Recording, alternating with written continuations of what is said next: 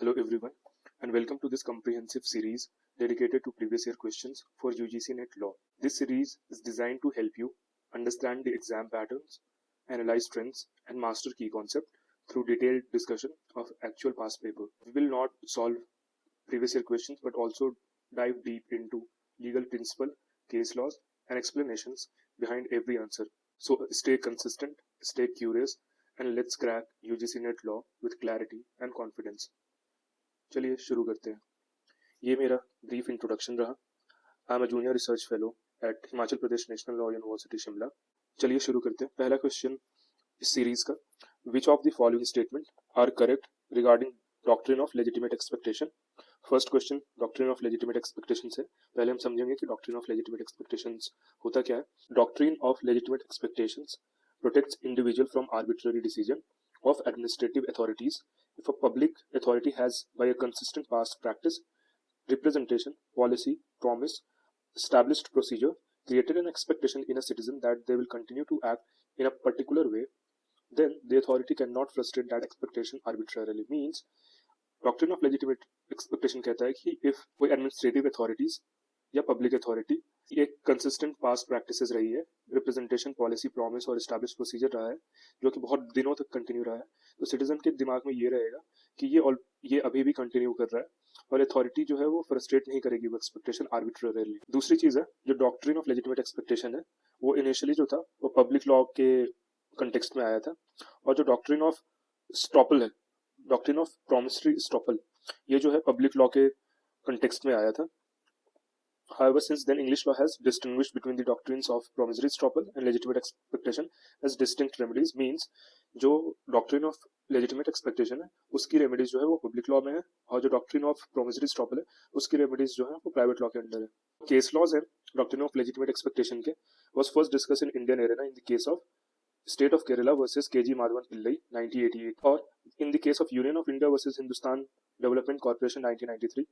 Supreme court ने इस case में बहुत डिटेल में डॉक्ट्रिन को डिस्कस किया था, और जो इंडियन केस है डॉक्ट्रिन ऑफ लेजिटिमेट एक्सपेक्टेशन पे वो Smith versus secretary of state for home affairs 1969 का केस है।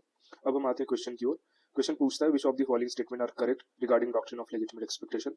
Option A is the doctrine has in important place in the development of judicial review. True. Doctrine is well established and operated in domain of public law. Correct. Doctrine has been developed in the context of reasonableness and natural justice. This is also true. Fourth option is the concept of legitimate expectation made its first appearance in the case of Union of India versus Hindustan Development Corporation. ये option गलत है क्योंकि पहला case जो था वो state of Kerala versus K G Madhavan Pillai था। चलते हैं हम नेक्स्ट क्वेश्चन की ओर। Next question match the list है, जिसमें फर्स्ट लिस्ट में जूरिस्ट है, दूसरी लिस्ट में स्टेटमेंट और ओपिनियन है। Before going to the options, let's go to the theory part. The classic book Ancient Law को हेनरी मेन ने लिखा था, जो कि एक ब्रिटिश जूरिस्ट थे, हिस्टोरियन थे और कंपैरेटिव लॉयर थे। और दिस जर्मन टर्म, इसका मतलब होता है कंपैरेटिव लॉ और comparison of laws. was first popularized by the German jurist Joseph Kohler in the late 19th century। और जो जोसेफ कोहलर थे और अदर जर्मन स्कॉलर्स जो थे, Rudolf and Ernst Rabel, advance the idea of systematically comparing laws. तो इनका काम जो क्या होता था, कंपेयरिंग लॉज होता था। और मॉन्टेस्क्यू जो थे वो फादर ऑफ, हम सब जानते हैं, कंपैरेटिव लॉ माने जाते हैं। Montesquieu is regarded as father of comparative law because of he is pioneering comparative approach in the spirit of law. इनकी बुक है द स्पिरिट ऑफ लॉ, उसमें उन्होंने कंपैरेटिव मेथड अपनाया था। अब आते हैं हम क्वेश्चन की ओर। Montesquieu father of comparative law, ली comparative constitution is strange, Rudolph used the term, this German term, which means ये comparative law इसका मतलब होता है। और हेनरी मेन ने पब्लिश किया था एंशिएंट लॉ इन 1861। तो ये क्वेश्चन हमारा कंप्लीट हुआ, इसका ऑप्शन 4 जो होगा वो करेक्ट हो जाएगा। आते हैं नेक्स्ट क्वेश्चन की ओर। नेक्स्ट क्वेश्चन जो है वो पूछता है which of the following is not true in the context of powers of president in Indian constitution. हम पार्ट 5 जो है इंडियन कॉन्स्टिट्यूशन का वो बात करते हैं द यूनियन चैप्टर 1 में जो आता है द एग्जीक्यूटिव में आता है power of president and vice president. Article 52 से लेके आर्टिकल 78 तक डिस्कस होता है executive power of the union.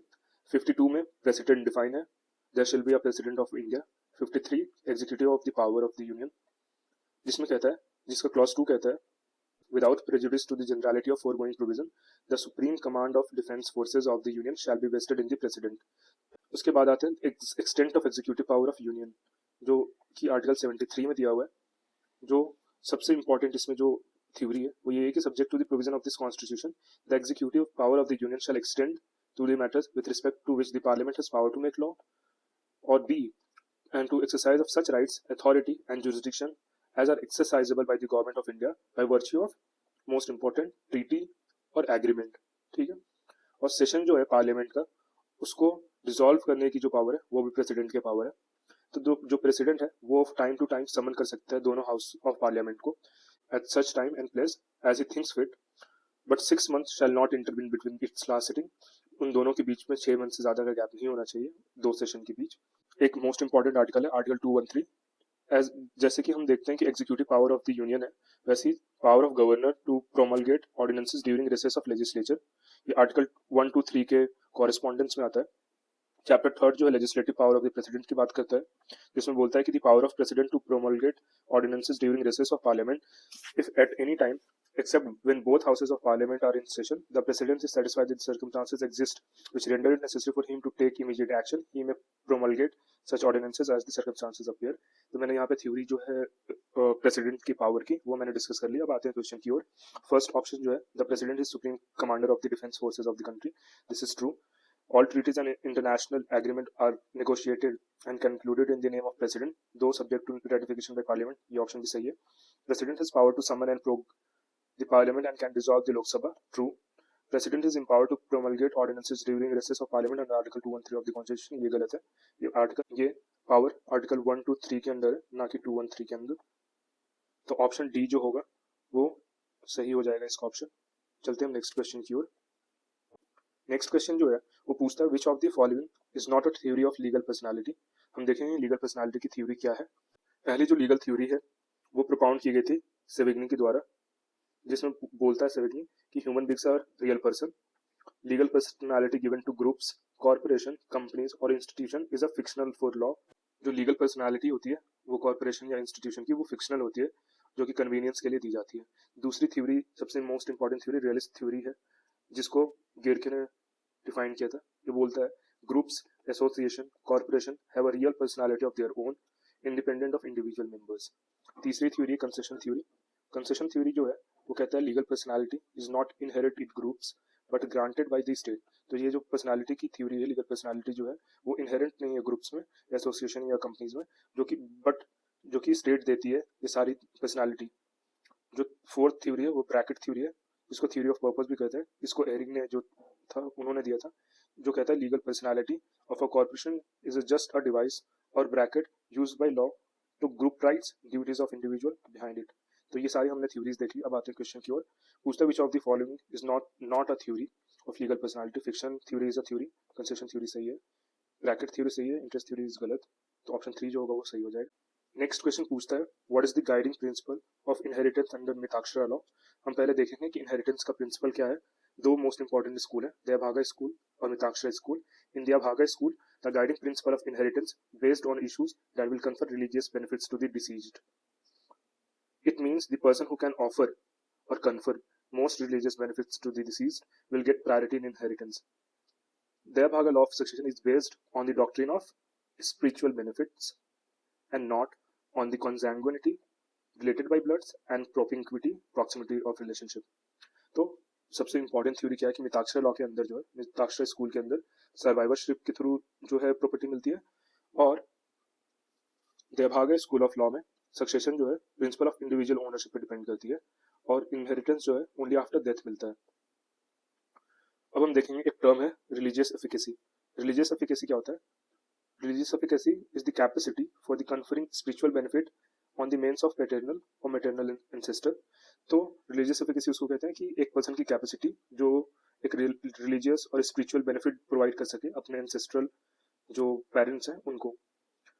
जो गाइडिंग प्रिंसिपल है मिताक्षरा लॉ के या मिताक्षरा स्कूल के अंदर वो कॉन्सैंग्युइनिटी और ब्लड रिलेशनशिप पे डिपेंडेंट है, ना कि रिलीजियस एफिकेसी पे। But Dayabhaga school of law में हमने देखा कि जो गाइडिंग प्रिंसिपल है इनहेरिटेंस का वो religious benefit to the deceased होगा, तभी आपको इनहेरिटेंस में प्रॉपर्टी मिलेगी। A person should inherit from the deceased based on the nearer relationship of bloods with person. तो ये बात किसकी कर रहा है? सपिंडा की बात कर रहा है। सपिंडा मीन्स एक ही पिंड से आए हुए लोग। अब हम आते हैं ऑप्शन की ओर। What is the guiding principle of inheritance under Mitakshara law? First is religious efficacy. No, religious efficacy जो है वो भाग स्कूल ऑफ लॉ में आती है। Capacity to perform religious obligation, no. Doctrine of sapinda relationship, yes. Sapinda relationship मतलब रिलेटेड बाय ब्लड, नो। तो option 3 is correct. आते हैं हम नेक्स्ट क्वेश्चन की ओर। Next question is H and W are married. H filed petition for divorce that was granted in his favor by the family court when H cannot remarry. ये पूरा जो concept है वो section 15 of the Hindu marriage act 1955 से related है, जो कहता है divorce person when may marry again.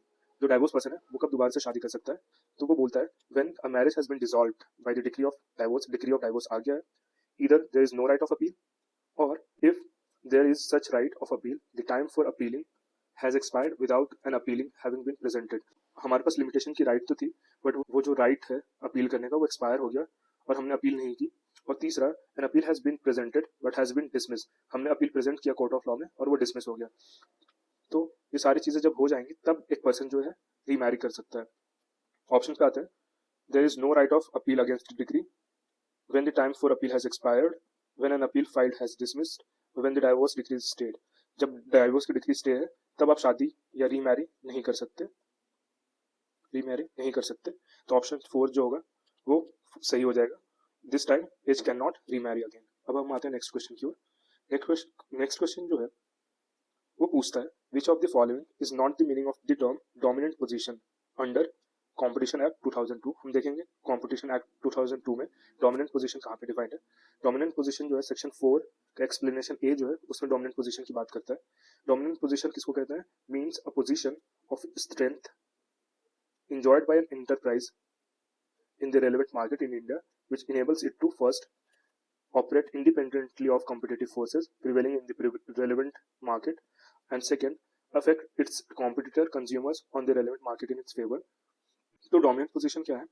Dominant position एक स्ट्रेंथ देता है इंटरप्राइजेस को कि वो एक रेलेवेंट मार्केट में जो कि इंडिया में है उसको इनेबल करता है दो चीजें करने के लिए। एक, first operate independently against the competitive force, और दूसरा ये अफेक्ट करता है उसके कंपटीटर्स को, कंज्यूमर्स को, बट किसके फेवर में? उस इंटरप्राइज के फेवर में। तो हम देखते हैं ऑप्शन की ओर। ये पोजीशन ऑफ स्ट्रेंथ है, यस सही है। Operating independently of competitive force, ये भी सही है। Cartel activity among competitors, no. Affect its competitor और कंज्यूमर इन फेवर, सही। तो ऑप्शन 3 जो होगा वो सही हो जाएगा। आते हैं हम नेक्स्ट क्वेश्चन की ओर। नेक्स्ट क्वेश्चन कहता है what does injury means under section 44 of IPC 1860 और सेक्शन 214 ऑफ बीएनएस 2023। हम डेफिनेशन देखेंगे बीएनएस में जो कि 2+14 में डिफाइंड है। कहता है injury means any harm whatever illegally caused to any person, body, mind, reputation और प्रॉपर्टी। इस बार उन्होंने इंजरी की डेफिनेशन पूछी है, तो हो सकता है नेक्स्ट टाइम वो इलीगल की डेफिनेशन पूछे। इलीगल की डेफिनेशन मैंने यहाँ दिया हुआ है, एक बार प्लीज उसको रीड कर लीजिएगा। आते हैं हम ऑप्शन की ओर। तो what does injury means under section 44 of IPC and section 2+14 of BNS 2003। तो ये ऑप्शन 3 करेक्ट हो जाएगा। आते हैं हम नेक्स्ट क्वेश्चन की ओर। नेक्स्ट क्वेश्चन जो है वो पूछता है which of the following case the supreme court of India struck down section 66A of the information technology act 2002 as unconstitutional. हम देखेंगे कौन सा केस है, बहुत ही लैंडमार्क, बहुत ही फेमस केस है। तो जो केस है Shreya Singhal versus union of India का, is a landmark case where the Supreme Court has struck down Section 66A of the IT Act 2002, affirming the fundamental right to freedom of speech and expression in India. Option 1 जो है वो correct हो जाएगा। ये 3 और cases हैं जिसको हम और ब्रीफ में देखेंगे। Ajay Kanu versus union of India challenged rule 498A of Andhra Pradesh motor vehicle rules 1964। Supreme court ने इस रूल को वैलिड और कॉन्स्टिट्यूशनल बोला था। नेक्स्ट जो केस है वो है Tata cellular versus union of India 1994 का केस है, जिसमें जुडिशियल रिव्यू जो होते हैं गवर्नमेंट कॉन्ट्रैक्ट्स के अगेंस्ट, उसको लिमिटेड पर्पस के लिए बोला था। और उन्होंने बोला कि ये सारे जो जुडिशियल रिव्यू है सिर्फ तब होंगे जब इलीगैलिटी हो, इरेशनैलिटी हो और प्रोसीजरल इम्प्रोपराइटी हो, तब जुडिशियल रिव्यू होगा, not on the merits of the decision. ना कि मेरिट ऑफ डिसीजन पे हम जुडिशियल रिव्यू करेंगे। नेक्स्ट जो केस है वो supreme court bar association versus union of India का केस है 1998 का। ये असल में केस जो है ये विनय चंद्र मिश्रा 1995 का जो था उसकी अपील थी, जिसमें सुप्रीम कोर्ट ने इस केस को ओवर रूल्ड किया था और बोला था कि व्हाइल एक्सरसाइजिंग कंटेम्प्ट पावर्स, जो सुप्रीम कोर्ट की कंटेम्प्ट पावर है, कैन नॉट सस्पेंड एडवोकेट से licence to practice, that power belongs only to the bar council. जब हम रजिस्ट्रेशन कराते हैं बार काउंसिल में तो सिर्फ उनके पास पावर है हमारी लाइसेंस को रद्द करने की। तो हम आते हैं अब नेक्स्ट क्वेश्चन की ओर। नेक्स्ट क्वेश्चन जो है वो कंपनी लॉ से रिलेटेड है। वो पूछता है which of the following is not true in the context of corporate social responsibility. थोड़ी सी हम थ्योरी देख लेते हैं कॉर्पोरेट सोशल रिस्पॉन्सिबिलिटी की।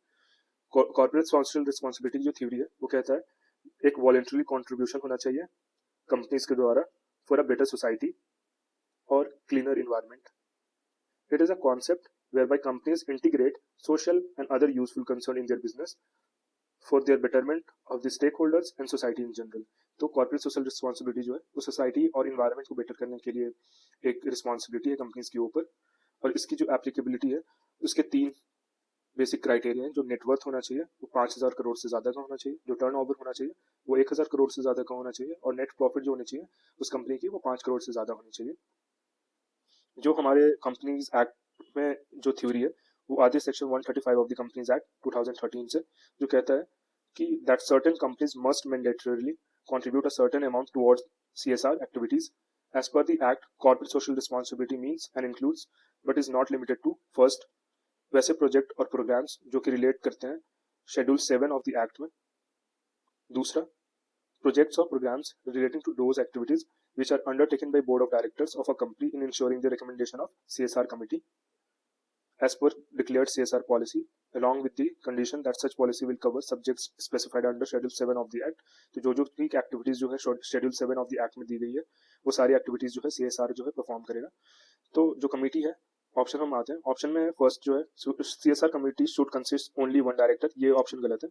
एक इंडिपेंडेंट डायरेक्टर हो सकता है, होना चाहिए, बट ये जरूरी नहीं है कि एक डायरेक्टर हो, 2-3 डायरेक्टर भी हो सकते हैं। CSR provision was introduced by the companies act 2013, ये ऑप्शन सही है। The company should spend at least 2% of average net profits made during the immediate preceding 3 financial years, ये ऑप्शन भी सही है।